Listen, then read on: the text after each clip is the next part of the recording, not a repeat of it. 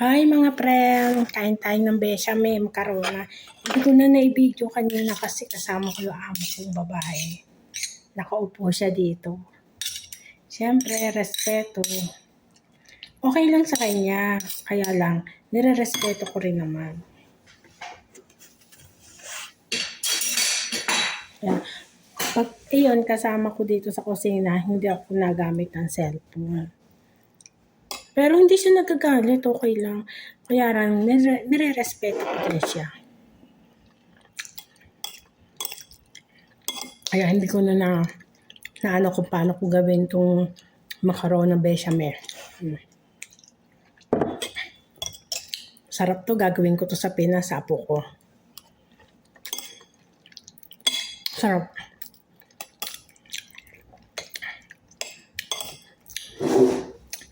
Madali lang naman itong gawin, macarona bechamel.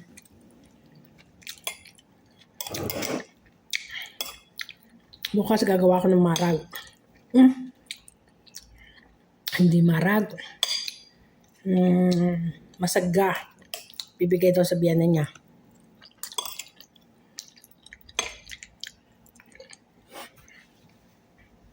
Tiyak, marami yun. Sansiniyang malaki yun. Pag bibigay sa biyanan niya. Pag naandito, hindi ako makakapag-video.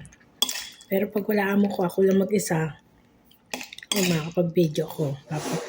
Papakita ko sa inyo pa. Sa bagay na video ko na noon yun eh, gumawa ko ng nalimutan ko na naman.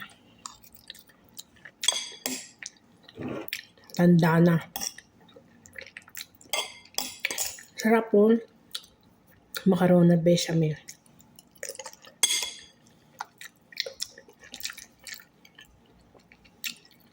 Madali lang gawin to.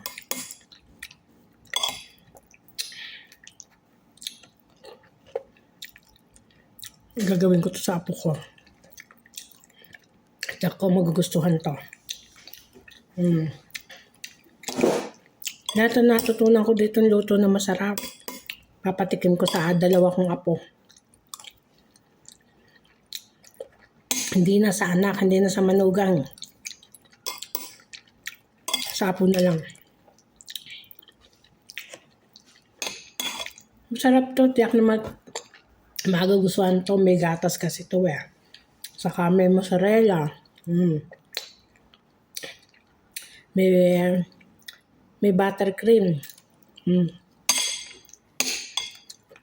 Sarap to.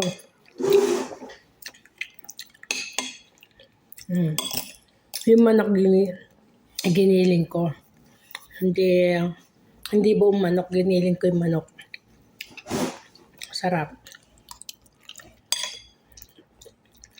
Gustong-gusto nila ito eh. Isang buong, yung chicken fillet, isang buong ganun na tray. Siya niluto ko dito. Giniling ko muna. Bibili ako ng ganung gilingan. Mura lang naman. Nakita ko dito 99. Bagay. 99 SR. Bagay, kung yahaming sa pera ng Pinas, mahigitan yung 1,000.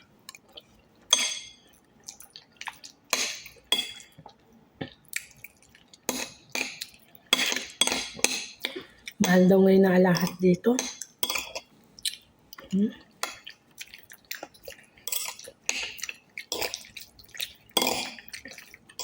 Hinalo ko, nilagay ko yung sarsa. Medyo manghang. Sarap.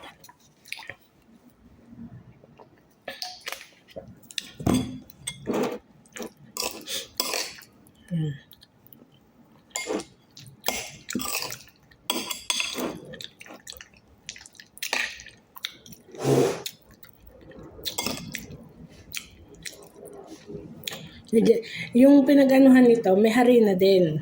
Tubig. Tapos, gatas. Yung sauce. Iba yung ginisa na manok.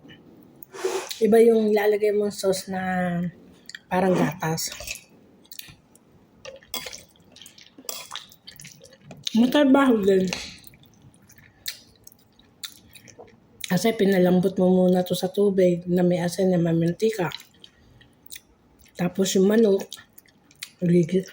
gigilingin mo. Bago igigisa mo sa bawang, sibuyas, yung lahat ng panlagay dito, sasa, ganun.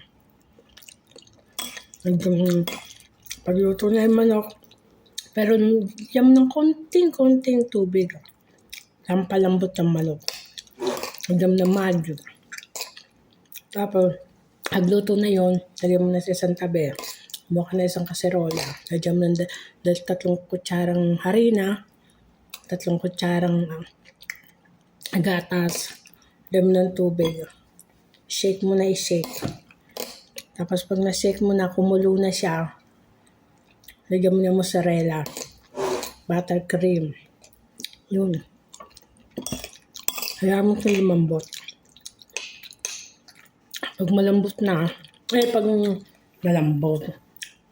malapot na, hindi naman sobrang lapot. Pag malapot na, kasi yung manok, ilagay mo na dito sa makarona. I-shake mo siya. Pagka-shake mo, lagay mo sa isang siniya. Tapos, pag nasa sa siniya na, yung puron na siniya, lalagay sa oven. Yung gatas na isinake mo na nilagyan ng mozzarella, lagay mo sa ibabaw. Lang. Lagay mo na sa oven, luto na yun.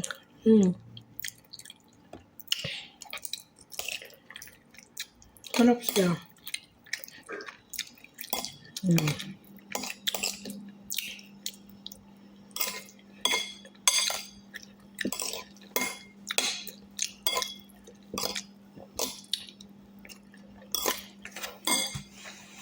Busog na ako.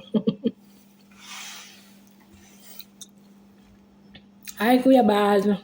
Kuya Rap. Kuya July. Nasa Pinas ka na. Bye-bye kita. Nag-birthday ang nanay mo.